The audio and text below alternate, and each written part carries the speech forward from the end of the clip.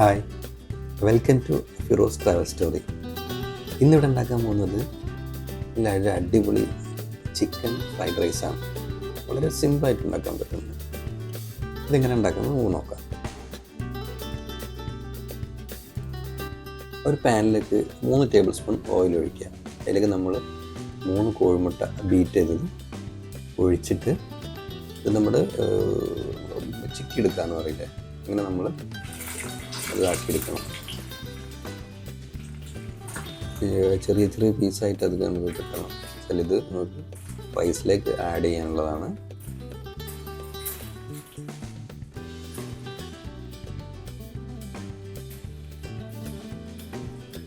നമ്മൾ കയ്യിൽ കൊണ്ട് ഇങ്ങനെ പതുക്കെ പതുക്കെ കുത്തിയിട്ട് അത് ഉടച്ചെടുക്കണം. ഇതിപ്പോൾ ഏകദേശം നമുക്ക് റെഡി ആയിട്ടുണ്ട്. മറ്റൊരു പാനിലേക്ക് 3 ടേബിൾ സ്പൂൺ ഓയിൽ ഒഴിക്കുക.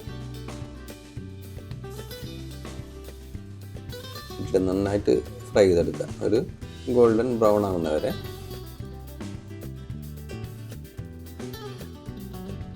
കരിഞ്ഞു പോകരുത്, ഇളക്കി കൊടുക്കുക.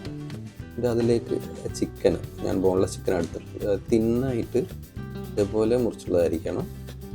അത് ഇതിലേക്ക് ഇട്ടിട്ട് നമുക്ക് ഇളക്കി കൊടുക്കാം.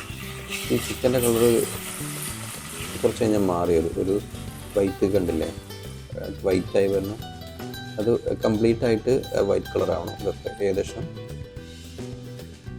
ഈ ഒരു വേവാവണം.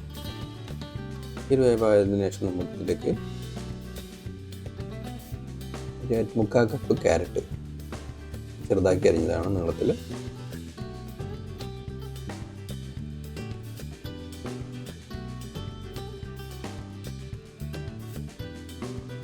മുക്കാൽ കപ്പ് കേബേജ്, അതും ചെറുതായിട്ട് അരിഞ്ഞിട്ടതാണ്.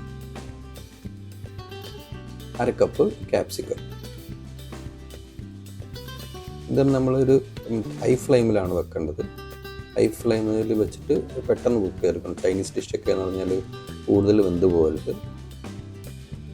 വെജിറ്റബിൾസ് തന്നെ അതിലേക്കൊരു 1/2 ടേബിൾ സ്പൂൺ പഞ്ചസാര, പിന്നെ ഉപ്പ് പാകത്തിന്.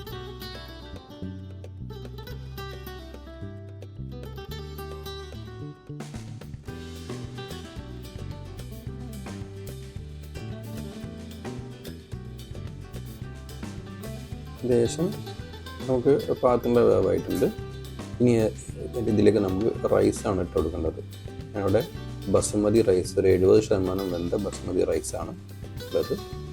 റൈസിൽ എന്ന് പറഞ്ഞാൽ ഓവറായി വെന്ത് പോകരുത്. വെന്ത് പോകാനായിട്ട് ഇളക്കുമ്പോൾ ആകെ കട്ട കുത്തിപ്പോകണ്ടില്ല. അപ്പോൾ ഈ റൈസ് ഉണ്ടല്ലോ ഒക്കെ വിട്ടാണ് കിടക്കുന്ന റൈസ്. ഇങ്ങനെ ഫ്രീ ആയിട്ട് കിടക്കണം. അതിന് നമ്മൾ ചെയ്യേണ്ടത് പറഞ്ഞാൽ 70% വേവിച്ചിട്ട് ഒരു 2 മണിക്കൂറെങ്കിലും നമ്മളൊന്ന് ചൂടാറാൻ വെക്കുക. നമ്മൾ ഇതിൻ്റെ വെള്ളം ഊറ്റി കളയുമ്പോൾ തന്നെ ആ പാത്രത്തിൽ തന്നെ ഇടരുത്. വേറൊരു പാത്രത്തിലേക്ക് മാറ്റി ഒന്ന് പരത്തിയിട്ട്, അല്ലെങ്കിൽ നമ്മൾ മറ്റ് വെള്ളം ഊറ്റാൻ വെക്കുമ്പോൾ എന്ന് പറഞ്ഞാൽ അതിൽ പിന്നെ അതിൻ്റെ ചൂടുകൊണ്ട് തന്നെ പിന്നെ ഇത് വെക്കുമോ.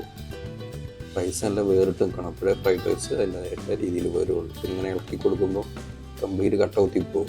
അപ്പോൾ അതിനാണ് നമ്മളൊരു 70% വേവിലെടുക്കുക. എന്നിട്ട് നന്നായിട്ട് ഇളക്കി എല്ലായിടത്തും ഒരേപോലെ തന്നെ റൈസിന് ഒരേ കളർ വരുന്നവരെ നമ്മൾ നന്നാക്കി ഇളക്കി കൊടുക്കുക. ഞാനിവിടെ ഒരു കയ്യിൽ നിന്നുള്ളൊരു റബ്ബറിൻ്റെ കയ്യിലാണ് ഉപയോഗിച്ചിട്ടുള്ളത്. കാരണം എന്ന് പറഞ്ഞാൽ പൊടിഞ്ഞു പോകില്ല.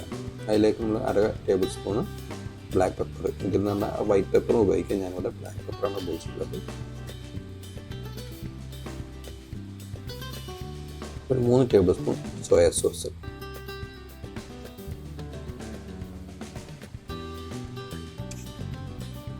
ഒരു ടേബിൾ സ്പൂൺ വിനീഗർ,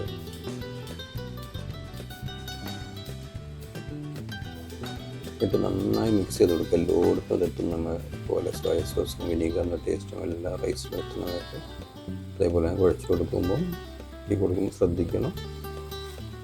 അരി പൊട്ടിപ്പോകരുത്. അതിനാണ് അതേപോലുള്ള കയ്യിലുകൾ ഉപയോഗിക്കുക.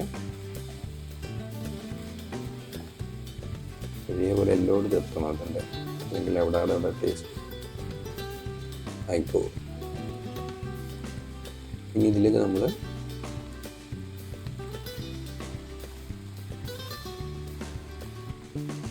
ഒരു 3/4 ടേബിൾ സ്പൂൺ ചിക്കൻ മസാല ചേർക്കേണ്ടത് ഓപ്ഷനിലാണ്. അതേപോലെ 1 കപ്പ് ഗ്രീൻ ഓനിയൻ, ഇതാണ് ഇതിൻ്റെ ഫ്രൈഡ് റൈസിൻ്റെ മെയിൻ ഇൻഗ്രീഡിയൻ്റ് ആണ് കേട്ടോ. പിന്നെ നമ്മൾ നേരത്തെ വേവിച്ചിട്ടുള്ള മുട്ട എന്നിട്ട് നന്നായിട്ട് മിക്സ് ചെയ്തെടുക്കുക. ഈ ഗ്രീൻ ഒനിയൻ എന്ന് പറഞ്ഞാൽ ഇതിൽ ഫ്രൈഡ് റൈസിൽ ഒഴിവാക്കാൻ പറ്റാത്തൊരു ഐറ്റമാണ്. അപ്പോൾ നിങ്ങൾ ഫ്രൈഡ് റൈസ് ഉണ്ടാക്കുമ്പോൾ ഗ്രീൻ ഒനിയൻ ഇടാൻ എന്തായാലും ശ്രദ്ധിക്കാം. അതിൻ്റെ ഒരു ഫ്ലേവർ, അതിൻ്റെ സ്മെല്ലൊക്കെ ഈ ഗ്രീൻ ഒനിയൻ നല്ല വരാണ്.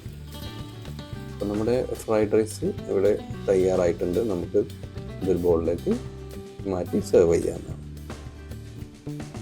വളരെ സിമ്പിളായിട്ടാണ് ഇത് ഉണ്ടാക്കിയെടുത്തിട്ടുള്ളത്. അപ്പോൾ എല്ലാവരും ഇത് വീട്ടിൽ ട്രൈ ചെയ്ത് നോക്കണം. പ്രത്യേകിച്ച് നമ്മളെ കുട്ടികൾക്കൊക്കെ ഇഷ്ടമുള്ളൊരു ഐറ്റം തന്നെ ആണല്ലോ ഫ്രൈഡ് റൈസ്. അപ്പോൾ എല്ലാവരും ഇത് ട്രൈ ചെയ്യുക.